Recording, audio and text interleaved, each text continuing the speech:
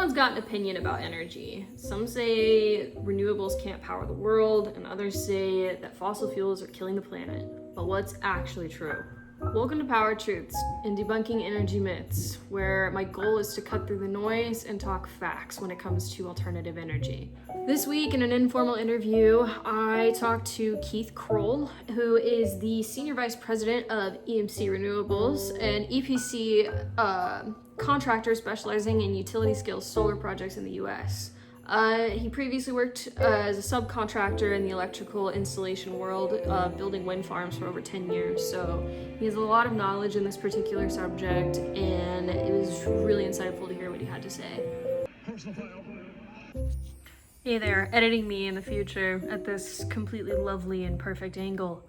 I just realized, because I'm an amateur and I don't film things or do anything like this, I don't have a screen recording of the interview. Oops. So from here on out, it's going to be an FDR fireside chat. So enjoy and welcome back to the age of radio.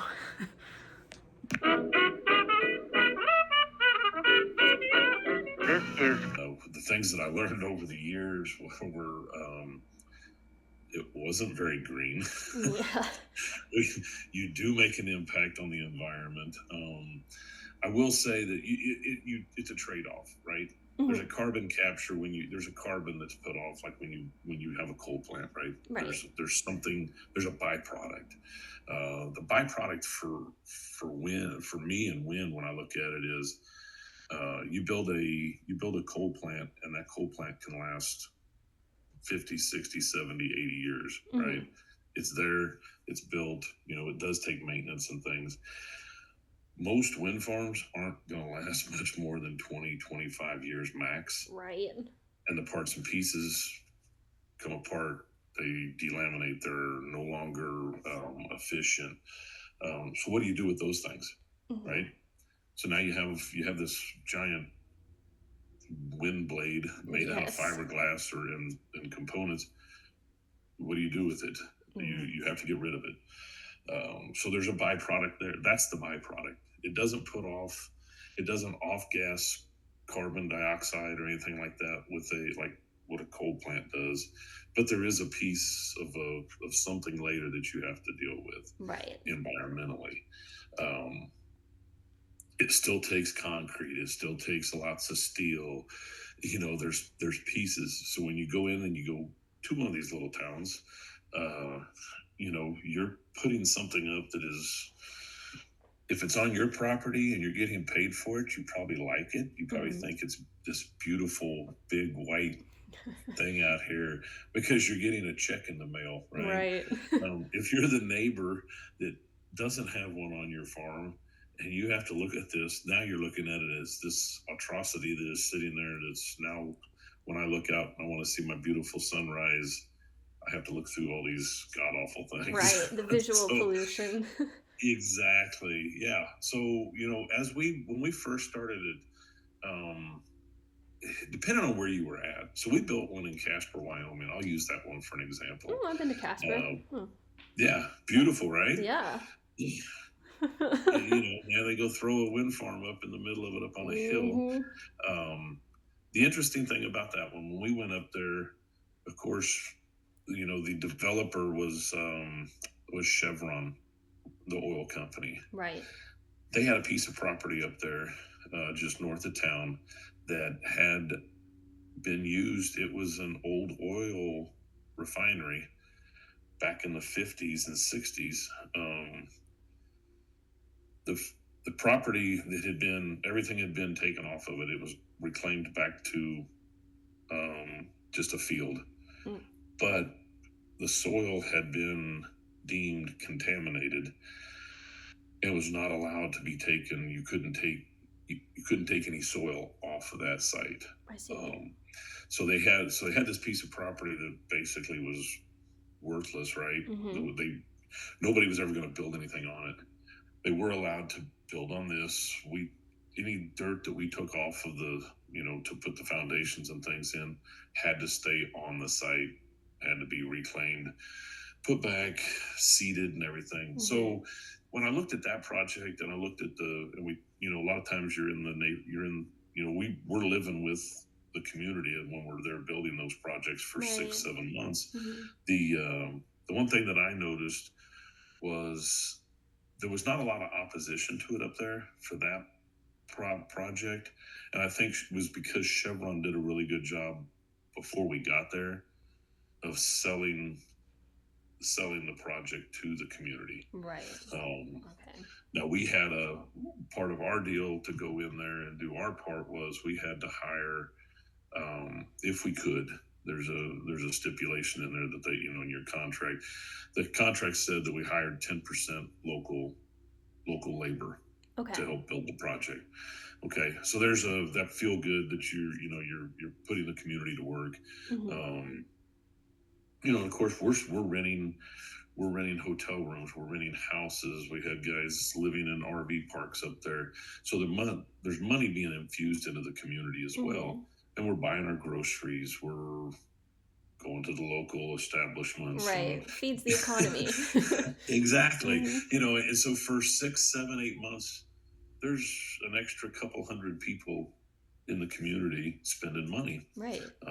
So that's a positive thing. And I think Chevron helped with that, again, pitching that to the community that, hey, we're going to have jobs available. And the pushback I think we got on that project, probably the biggest one, was the effects of to the wildlife. There was concerns of migratory birds, and of course you downplay that, but I'm gonna be honest with you, it is a problem. There's been many studies done that birds do get whacked by these monster blades going 200 miles an hour. And so there's a downside to the environment for sure.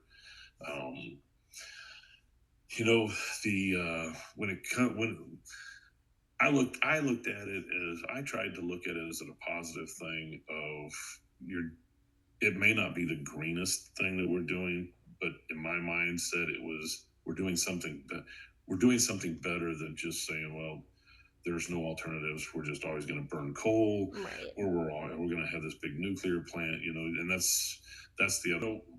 Everybody wants their electricity, right? We all do. We want to reach over here and flip the light on, and voila, we want to. Of course, now it's AI is the big thing, right? Oh yeah. Which takes even more power. Yeah. So now you give it that way, it's like, okay, well, that's a different story. But I do find that Elmi and the company is very passionate about it because they're building them in their neighborhoods, in their towns. So I'm like, okay, I kind of gather that piece of it. Now, what are these things doing? Because they're going in there and they're taking out olive farms. I kind of got back into it, and again, I still have my concerns about what we're doing. Right. Does it make sense? The thing is, we definitely have to have some alternatives to just coal. Absolutely. Will we run out of coal? Not in probably my lifetime, my kids' lifetime, your kids' lifetimes. Yeah.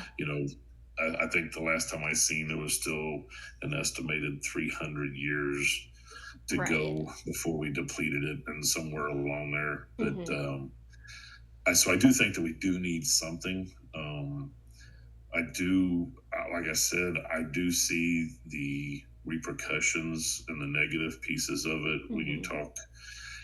Solar is one that's still a little bit new to me. I've only been really focused on it for the past 8 months.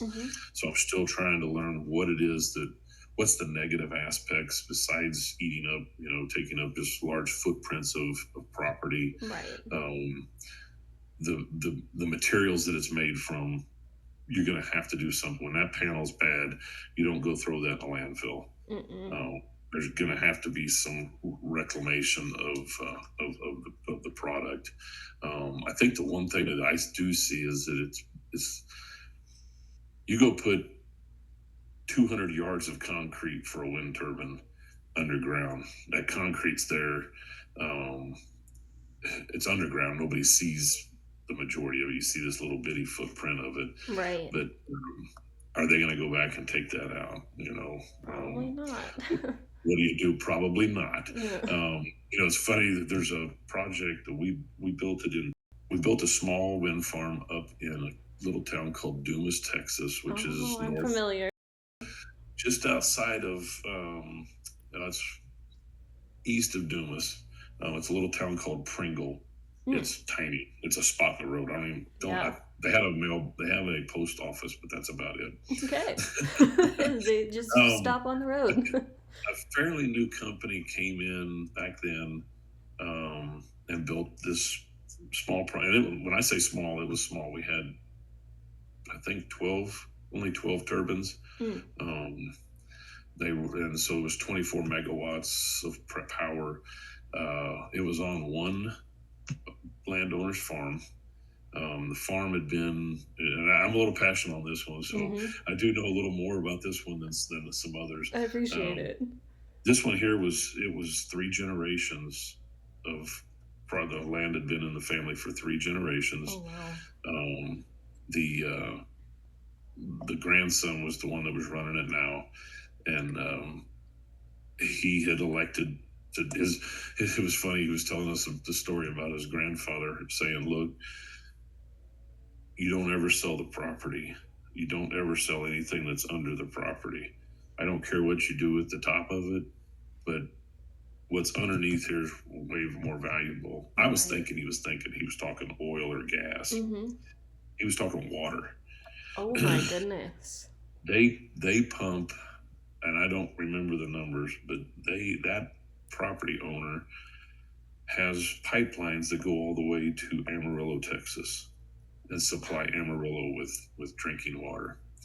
Would have never thought about this. This was one of those things that just blew my mind. And he was like, the next holy war isn't going to be fought over land. It's going to be fought over water.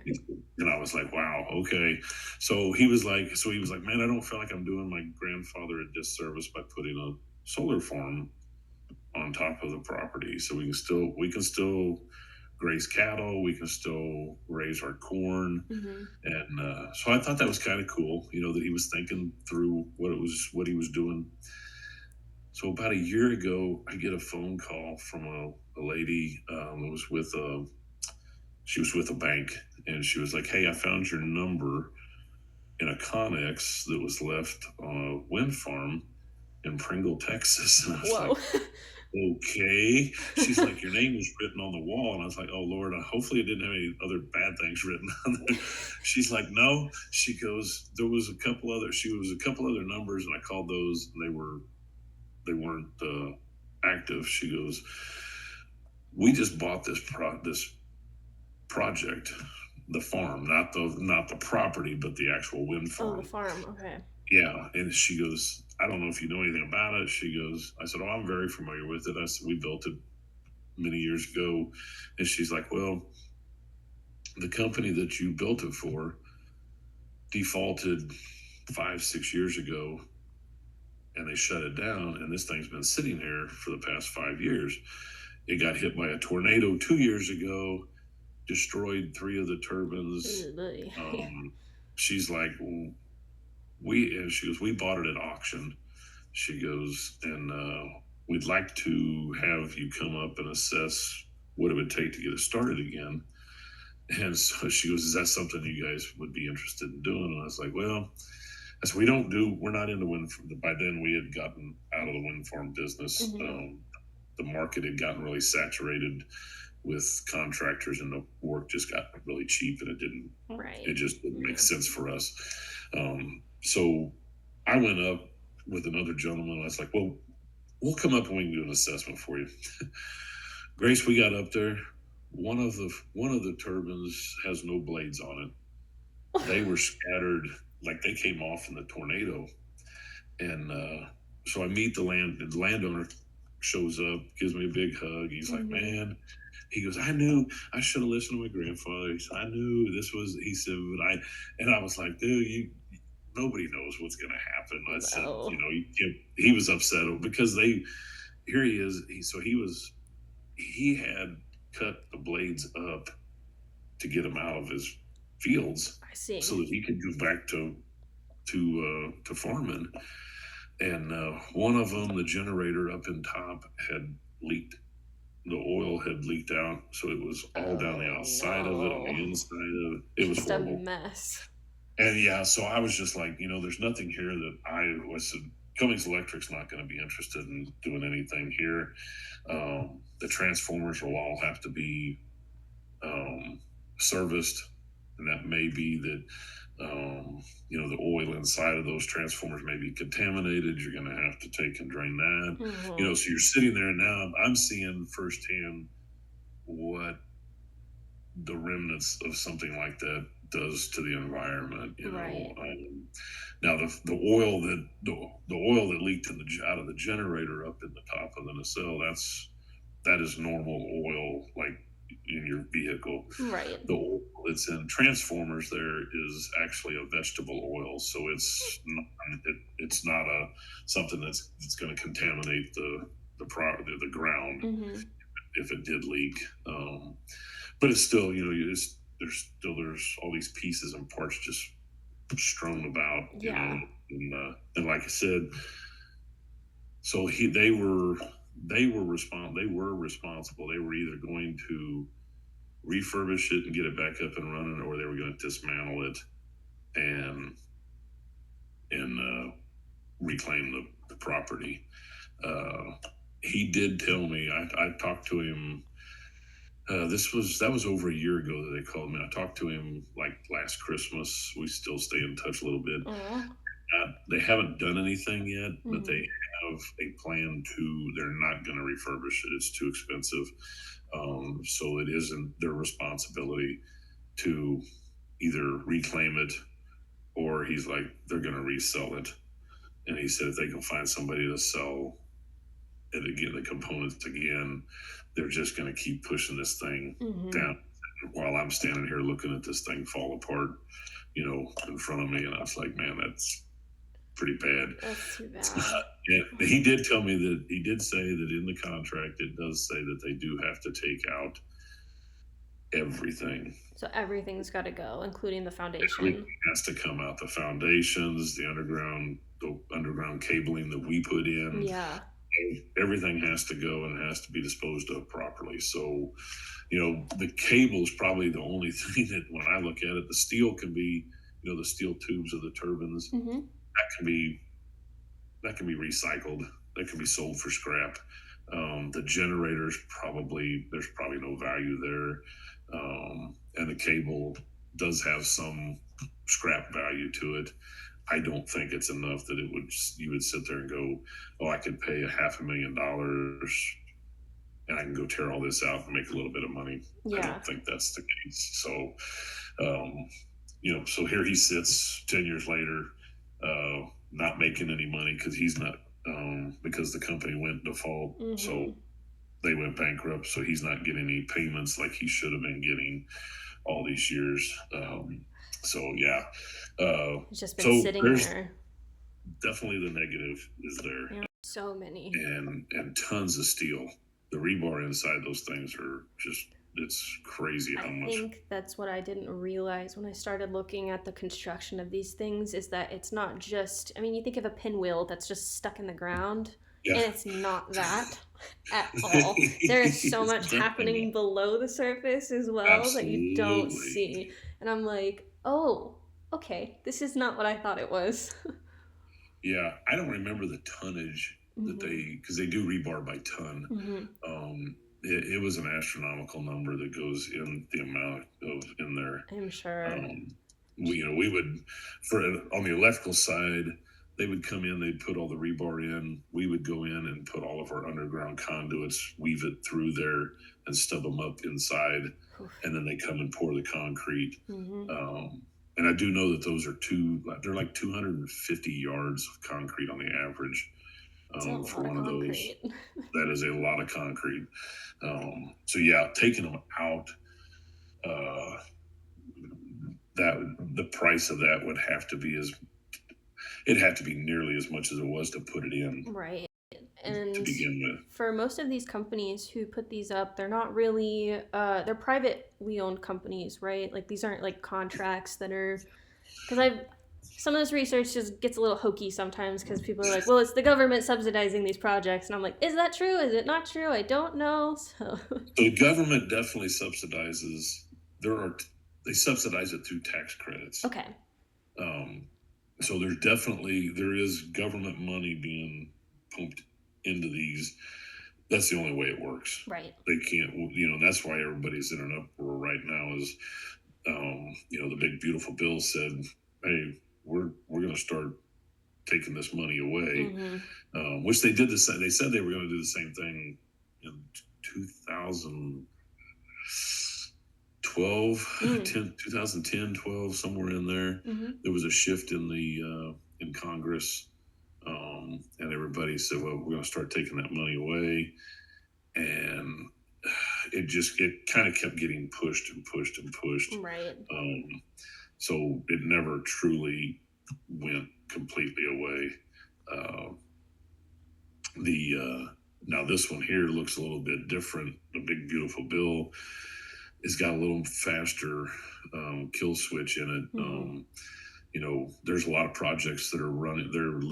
We've got one of them that we're trying to sign and get going by the end of the year, because construction has to start by the end of 2025 for them to get all of their money, their tax credits, and be able to utilize that. So most of them are they're developed. A lot of people flip these things after they build them. They sell them to either private equity firms that hold them. There's some that are owned by energy companies, whether like Florida Power and Light. They maintain, own and maintain. Encore, to my knowledge, doesn't own any. They just simply buy the power from them. Okay. But there's a lot of, like I said, Chevron was one of them. It was an oil company. It was kind of funny. There's a story behind that was made. It was feel good type of thing. Was they were doing that to look good. It was nothing in their portfolio they really cared about. Probably one of the largest ones, Nextera, out of Florida. They own and maintain they develop and own a very, very large portfolio of them, and supposedly they are one of the best when it comes to putting money for end of life cycles into their plans. I don't know that they've ever had one go to the end of life and be taken and dismantled and decommissioned or not. I couldn't tell you that. But I do know that there's. With that being said, kind of follows up with my technology question here. I know that you said that you're newer to the solar panel aspect of things, but for wind farms and solar both, how much has that technology changed in the past 10 or 20 years? And do you see it getting more efficient? Yeah, absolutely. Yeah, so definitely. So wind got, obviously you'll see, which you probably, if a normal person wouldn't be able to pay it, wouldn't see a difference, but turbines got taller, blades got longer. Way longer. Yes, way longer. Seen those things on the roads in the panhandle? And they're up, yes. So now you can see blades up to 130 meters. That's crazy. Where 15 years ago, they were maybe the max was probably 70. So the blades are getting longer. The generators got larger. The very first ones we put in were a half of a megawatt, which would, in terms of a number of houses, like one of those would do like 800 homes. They're in the 2.5, 3 megawatt now, where you're doing 2,500 homes per turbine. So if that went way up.